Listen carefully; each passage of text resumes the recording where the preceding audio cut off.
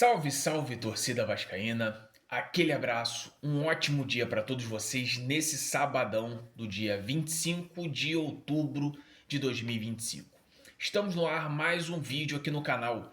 Como ontem a gente não conseguiu fazer a live, hoje esse vídeo é dedicado sobre uma situação aí que movimentou os bastidores do Vasco em relação realmente o que vai acontecer em comparativo esse investidor que entrou no Vasco desde 2020, que se chama 777 Partners. O que vai acontecer com essa situação? O Vasco realmente vai conseguir reaver as ações que eram pertencentes a ela? O que vai acontecer com a antiga gestão que trouxe uma empresa quebrada para dentro do Vasco?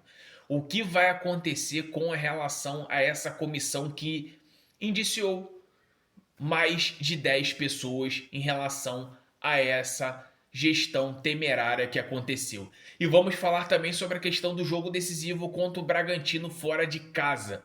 Então, deixa aquele like maroto, dá aquela fortalecida bastante aí no like, deixe principalmente o seu comentário para ver a sua opinião de tudo que a gente vai comentar aqui e dá aquela compartilhada, se inscreve no canal e principalmente ativa o sino de notificações. O Vasco vai ter um confronto um pouco decisivo aí no domingo, às 18h30, fora de casa contra o Bragantino. Sem Fernando Diniz, o Vasco busca ter essa sequência positiva, continuando e vencendo fora de casa. Algo que principalmente contra o Bragantino já tem bastante tempo que isso não acontece. O ano passado, por exemplo, o Vasco perdeu e desse ano o Vasco teve muitas dificuldades com o Bragantino dentro de casa. É um jogo primordial para as pretensões do Vasco, para que o Vasco vai querer competir dentro do Campeonato Brasileiro. Por mais que ele está na semifinal da Copa do Brasil e existe uma possibilidade em relação à Libertadores, mas seria também interessante buscar essa Libertadores via Campeonato Brasileiro para que realmente se conseguisse, ou até a pré-Libertadores via Campeonato Brasileiro, você conseguisse entrar totalmente tranquilo na Copa do Brasil, buscando o título e aí, consequentemente, a vaga direta na Libertadores. Enfim, o único desfalque aí é o mais importante na minha visão, que é na beira de campo. Fernando Diniz não estará, recebeu o terceiro cartão amarelo. E por mais que a bronca não era nem com o juiz, era com o próprio time, após ter feito o segundo gol contra o Fluminense e ter parado de jogar, mas é aquilo. Como o Fernando Diniz é um cara muito perseguido pela arbitragem, ele simplesmente tomou o terceiro cartão amarelo e para mim é o cara que vai fazer mais falta na equipe. É aquele cara que realmente colocar o time totalmente ligado. Isso não vai acontecer dentro de campo contra o Bragantino. Enfim, o Vasco possivelmente tem a volta do Hugo Moura, mas não sabemos se o Fernando Diniz durante essa semana vai manter o Tietê no meio de campo, junto com Cauã Barros, que para mim é um grande destaque, junto com o Ryan dentro dessa temporada do Vasco. Eu manteria de volta o Hugo Moura, minha opinião. Acho que o Hugo Moura, por mais que tenha esses defeitos, mas é um cara mais combativo, é um cara um pouco mais de desarmes do que o Tietê. O Tietê, no jogo contra o Fluminense, demorou muito e, sinceramente, com o estilo de jogo do Fernando Diniz, com a ofensividade do adversário, o Hugo Moura seria muito mais importante do que o Tietê. Até porque o Hugo Moura tem essa questão de combate, é um primeiro volante de ofício, é um cara que dá aquela porrada no bom sentido, e o Tietê não consegue fazer isso. Por isso que eu chamo ele de zero desarmes. É um cara que joga como volante, mas não tem desarmes na sua carreira, principalmente no desempenho com o Vasco. Então, mesmo assim, com a expulsão do Hugo Moura, dava aquele puxão de orelha, mas colocava o Hugo Moura como titular. De antemão, teremos talvez Ryan de novo no comando de ataque, com o Verratti no banco de reservas. Praticamente o mesmo time. Léo Jardim, Paulo Henrique, Cuesta e Robert Renan, que vem se firmando na zaga. Lucas Piton, ali possivelmente Hugo Moura, Tietê e Cauã Barros. Coutinho na armação, Nuno Moreira na esquerda, Andrés Gomes na direita e o Ryan como centroavante. Vamos falar agora sobre a questão polêmica que vem acontecendo durante a semana. A comissão que foi feita na gestão do Pedrinho em relação a investigar sobre a situação de como foi feito a vinda da 777 Partners para o Vasco. Muitos se colocavam, e eu questionava muito isso na época, de a 777 Partners não tinha um portfólio esportivo, não era uma empresa confiável por muitos aspectos. Quem quiser procurar, procura lá atrás nas nossas lives, nos nossos vídeos, que eu sempre comentava sobre isso. Por mais que a onda naquele momento era que as pessoas estavam eufóricas por conta da situação da 777, mas eu sempre colocava um contraponto porque era uma empresa muito desconfiada, muito pelo que eles faziam nos outros clubes da Europa. Por exemplo, o Genoa, de como eles transformaram o Genoa de forma negativa. O Sevilha, pouco menos, porque eles não conseguiram fazer muita coisa pelo Sevilha. Mas o Vasco quis entrar nessa barca. Agora o Vasco precisa se livrar dessa barca. No entanto, que essa comissão foi nomeada para investigar a gestão passada de como foi feito essa SAF dentro do Vasco. A partir daí, a partir desse momento, a gente coloca que o Vasco ele precisa ser auto-investigado.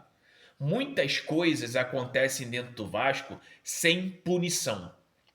Uma delas que deveria ter essa punição realmente é trazer à tona o que foi feito dentro do Vasco nesse modus operandi em relação à aprovação da 777 Partners para adquirir a SAF do Vasco. Foi algo que não foi estudado, foi algo que não foi elaborado, foi algo que não foi implementado. Foi feito meio que nas coxas, totalmente acelerado. A gente vê, por exemplo, o Botafogo que levou 2 ou 3 anos para estudar sobre a SAF e mesmo assim está dando errado em relação a essa situação do John Textor com o grupo dele. Quem dirá o Vasco, que teve menos de 6 meses para aprovar uma situação do Vasco. E agora essa comissão está indiciando Jorge Salgado, Carlos Roberto Osório, Duque Estrada, Carlos Fonseca, Otto de Carvalho, entre outros que possam estar ali, que tem sempre a relação, aquela relação gostosa, que foi exatamente as pessoas da gestão passada, que deslumbrearam o torcedor. Osório simplesmente falou em entrevista a jornalistas que o Vasco iria disputar Libertadores Mundial com a 777 Partners. Isso está gravado. Jorge Salgado mais uma vez falando que na época quando ele assumiu, o Vasco não precisava de SAF, mas a primeira coisa que apertou o calo, ele simplesmente arrumou uma empresa. A gestão dele foi para Miami buscar essa empresa. Não foi a empresa que veio até aqui o Brasil para adquirir a Vasco SAF. E a gente vê muitas coisas obscuras, como por exemplo aquele empréstimo que o Josh fez para a irmã dele, entre outras situações que ficaram por debaixo do tapete que a gente mal sabe o que é. Por exemplo, ninguém sabe em relação ao contrato por que tinha a 777 Partners e também a 77 Carioca LLC. Quem são realmente os donos da 77 Carioca LLC? Porque até agora ninguém sabe. Será que isso está em contrato, por isso que o contrato não foi quebrado ainda, não foi interrompido? O porquê que o Vasco ainda não reaveu na justiça as ações da 777 pela questão simples, o endividamento que a empresa deixou no Vasco. Se fosse uma outra empresa, num outro segmento, a empresa já tinha quebrado. A sorte que o Vasco, ele gera muito dinheiro pela grandeza que o Vasco é. Então, por isso, o Vasco não quebrou ainda. Mas a gestão temerária da 777 proporcionou para que o Vasco pudesse fechar as portas. E isso, para mim, é um grande motivo para você ir à justiça, para você tirar os 35 ou a porcentagem que for da 77 Partners, que quem assumiu essa porcentagem foi a seguradora ECAP por ter uma dívida com a 777. Então, como garantia, eles pegaram essas ações.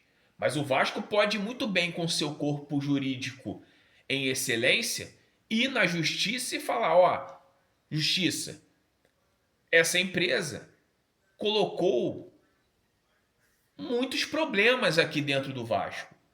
Simplesmente todas as contratações que a 77 fez estão todas na recuperação judicial.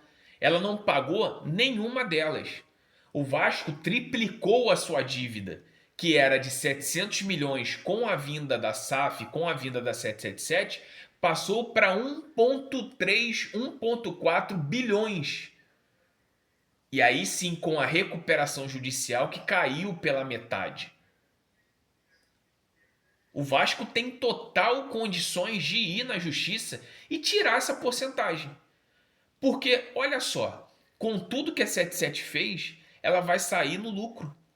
A ECAP vai acabar saindo no lucro.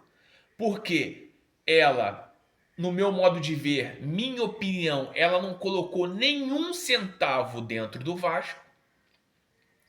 E ela vai receber ainda, porque o futuro investidor vai comprar essas ações e eles vão acabar ganhando dinheiro sabendo que nem colocou nada dentro do Vasco.